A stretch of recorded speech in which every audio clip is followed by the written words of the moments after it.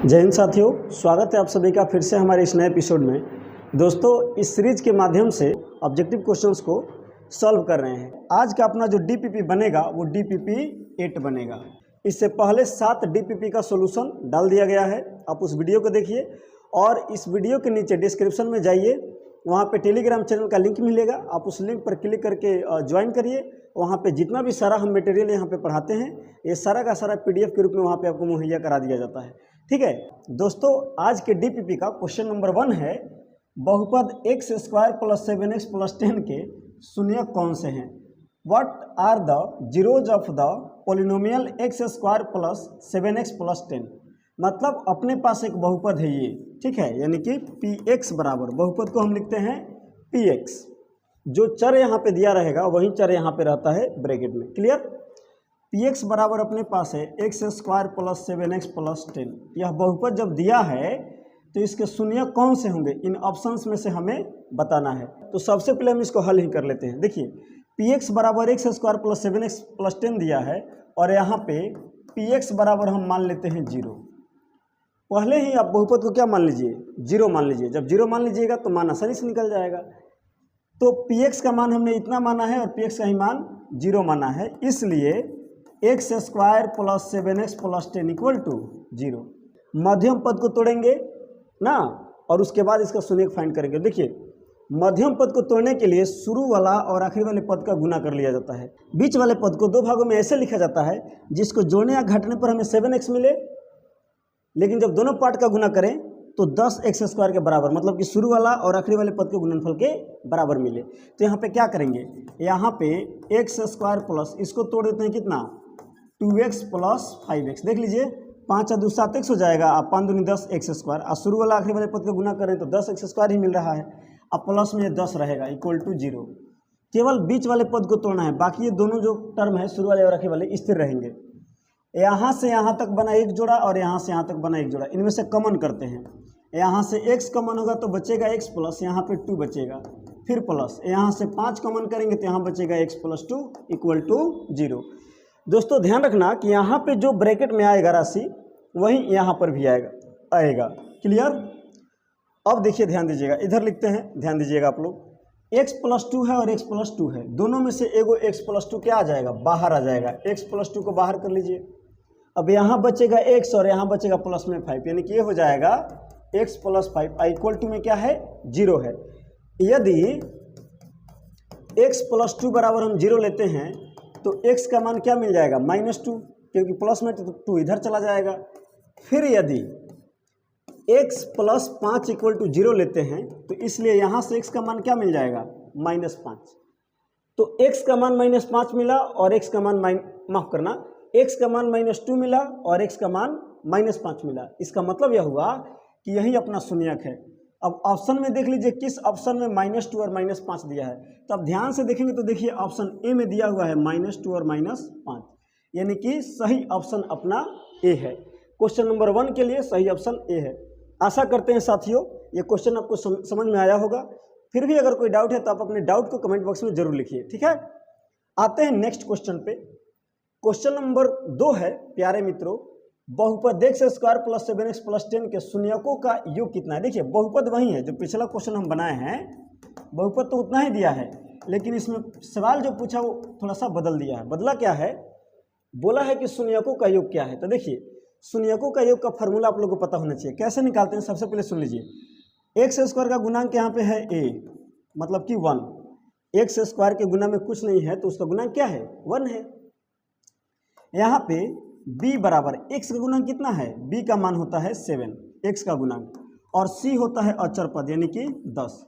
इतना बात पता चलने के बाद हम क्या करेंगे, हम लिखेंगे, चूंकि शून्यकों का योग यानी लिखा जाता है अल्फा + बीटा, जहाँ अल्फा और बीटा क्या है, शून्यक हैं, तो द्विघात बहुपद के शून्यकों का योग अल्फा + बीटा बराबर होता है -b/a =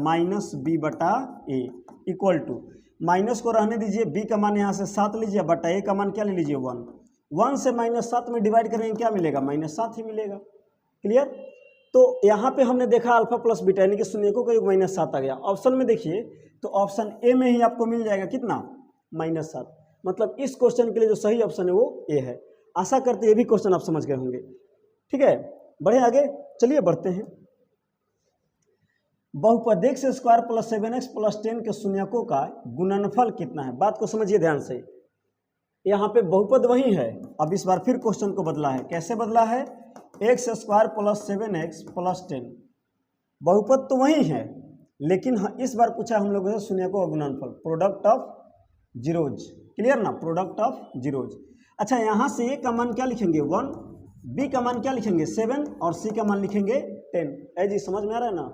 अगर नहीं समझ में आ रहा तो कमेंट बॉक्स में अपना कमेंट जरूर लिखिए, ठीक है ना।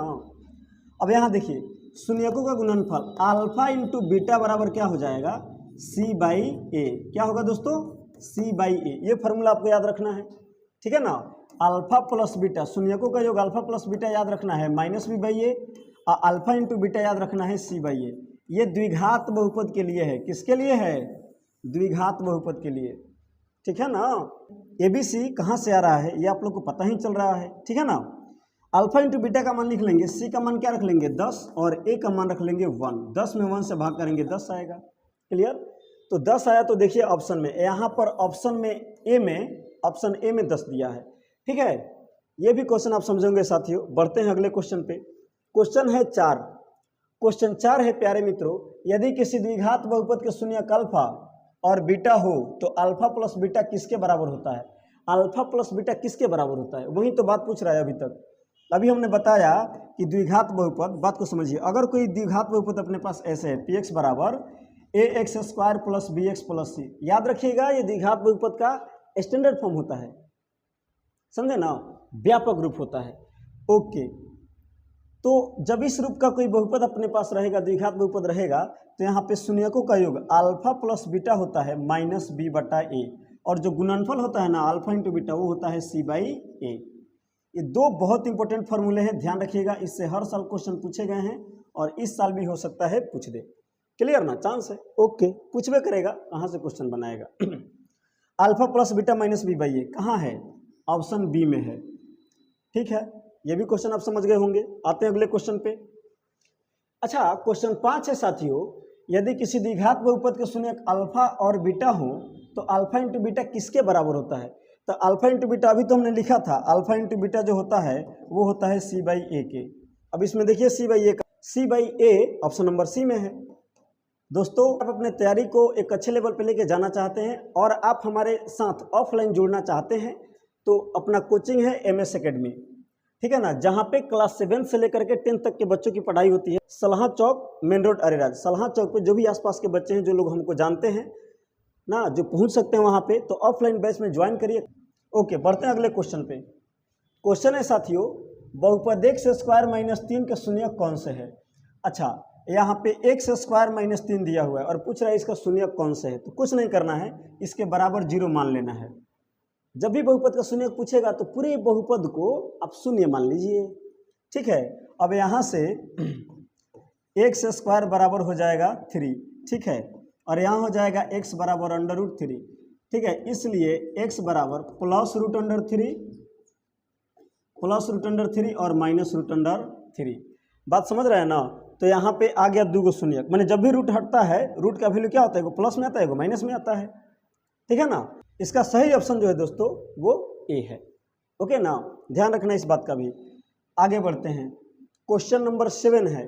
क्वेश्चन नंबर 7 यह कहता है कि बहुपद एक्स स्क्वायर माइनस 3 के शून्यकों का योग कितना है? अच्छा, यहाँ एक्स स्क्वायर माइनस 3 दिया हुआ है पी एक्स बराबर, ठीक है। पी एक्स बराबर क्या दिया है? X square minus 3। अच्छा, यहाँ पे ए का मान कितना है? 1 है। अब बी का मान कितना है? बी का मान यहाँ पे 0 है, क्योंकि देखिए एक्स वाला पद नहीं है। बात को समझिए, जो बहुपद पी एक्स का व्यापक रूप होता है वो होता है A X square plus B X plus C होता है, हमें पता है। इसमें अगर ध्यान से देखिएगा तो एक्स स्क्वायर वाला पद तो है, बट बी एक्स वाला पद नहीं है। ध्यान दीजिए, ये 3 जो है ना, ये अकेला है, इसके साथ एक्स नहीं है, वेरिएबल नहीं है। मतलब ये क्या है? अचर है। मतलब कि ये जो 3 है वो अपना सी का मान है। 3 किसका मान है? सी का। चूंकि माइनस भी लेंगे क्योंकि 3 के पहले माइनस है, तो साइन जो रहेगा उसको साथ में लेना है। बी का मान 0 लेंगे क्योंकि यहाँ पे बी वाला टर्म नहीं है। ओके, कह रहे हैं कि शून्यकों का योग कितना है? तो शून्यकों का योग अभी हम लोगों ने देखा है कि अल्फा प्लस बीटा लिखा जाता है और इसका फॉर्मूला होता है minus B by a equal to अच्छा माइनस बी का मान 0 और बाटा में ए का मान हो जाएगा 1। 0 ना प्लस होता है ना माइनस होता है, ध्यान दीजिए 0 के पहले यहाँ पे माइनस आया है। देखिए तो 0 ना प्लस में लिखा जाता है और ना माइनस में लिखा जाता है, तो माइनस हट जाएगा, ठीक है ना। 1 से 0 में जब डिवाइड करेंगे तो क्या आ जाएगा, 0 आ जाएगा, ठीक है। तो अल्फा प्लस बीटा का मान यहाँ पे क्या मिला, हमें मिला 0। तो ऑप्शन नंबर ए सही है क्वेश्चन नंबर 7 के लिए। ओके, आशा करते हैं आप समझे होंगे इस क्वेश्चन को। आते हैं क्वेश्चन नंबर नेक्स्ट पे, ठीक है। 8वां नंबर जो क्वेश्चन है साथियों, बहुपद x स्क्वायर माइनस 3 के शून्यकों का गुणनफल कितना है। बात को समझिए, गुणनफल तो दिया है x स्क्वायर माइनस 3 ना px बराबर a का मान यहाँ पे क्या है 1 है, b का मान फिर 0 है क्योंकि b वाला टर्म नहीं है, अभी बताए हैं। और c का मान क्या हो जाएगा दोस्तों -3। और यहाँ पे अल्फा इंटू बीटा जब निकालेंगे, क्योंकि गुणनफल पूछा है ना, देखिए यहाँ पे गुणनफल शून्यकों का, तो अल्फा इंटू बीटा लिखिएगा और अल्फा इंटू बीटा होता है c/a। c का मान हम रखेंगे -3 और a का मान रखेंगे 1।